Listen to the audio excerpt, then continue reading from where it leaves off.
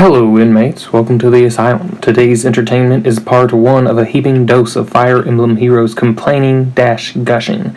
So make sure your straitjackets are untied because it's bound to be actually like a pretty normal ride, nothing too crazy here. For the uninitiated, or for those that have merely been here in the asylum for the last 30 years, Fire Emblem is a turn-based strategy RPG originating from Japan. I could give you its full history, but that's not really important, at least not yet.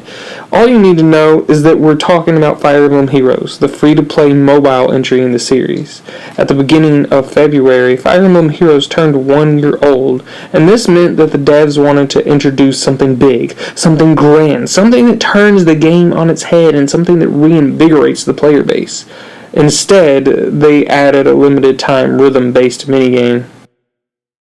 Returning to our history lesson from earlier, I think it is important to emphasize that, unlike some of its contemporaries from that same era, like Final Fantasy or Dragon Quest, Fire Emblem really hasn't had many spin-off titles.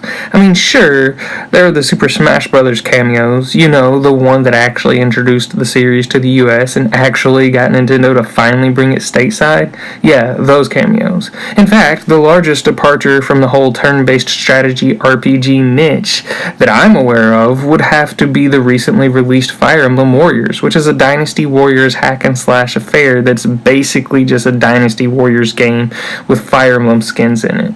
But I digress. The whole point being that adding a Rythm game to the catalog would be weird.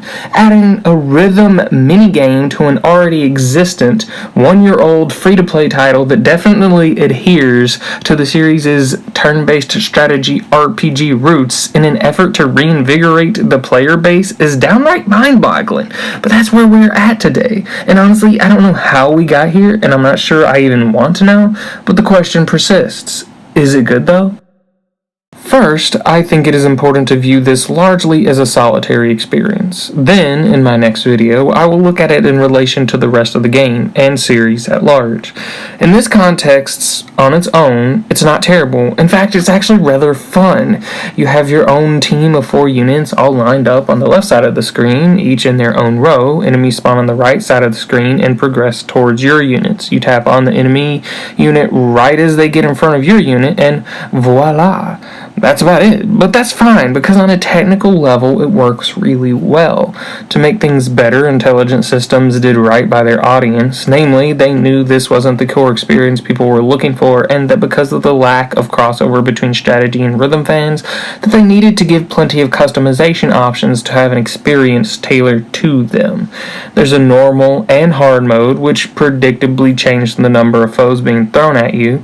Interestingly, while the normal mode is most certainly more easy, I also struggled to find the beat and really get in a groove when there were so few enemies, a problem I rarely had with the hard difficulty.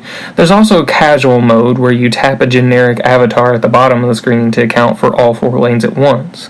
These 2 different difficulty modifiers, along with some of the options that allow you to customize the game's timing to a small degree, were great. On its own, I only have a couple small issues with this mode. First, they reuse each song several times, which feels really odd. The game already has no shortage of tracks to use, as they have continually added new tracks with each new batch of characters.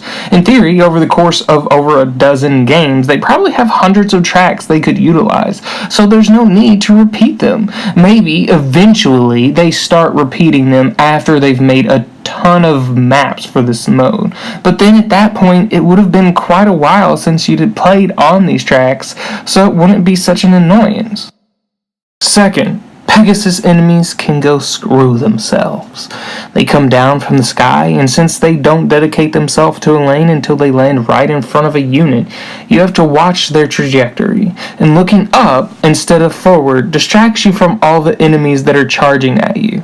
Not for long, mind you, but as you can currently see, flying enemies are thrown at you while a lot of other enemies are driving, and being slowed down, even if only for a fraction of a second, can spell your doom. So, I'm sorry, but screw flying enemies, specifically the Pegasi. Still, it's fun. It is also simple, and because of that, there's not a lot to really say about it that makes it remarkable. If you've seen the gameplay, which you should because it's literally the backdrop for like 90% of this video, then you can sort of get the appeal, or maybe not, but it is still fun and challenging. However, at the end of the day, this mode exists within a certain context, namely as an addition to a year-old free-to-play mobile gacha title, and that context cannot be ignored when discussing whether or not this mode has any merits, and that's what we'll be discussing next time.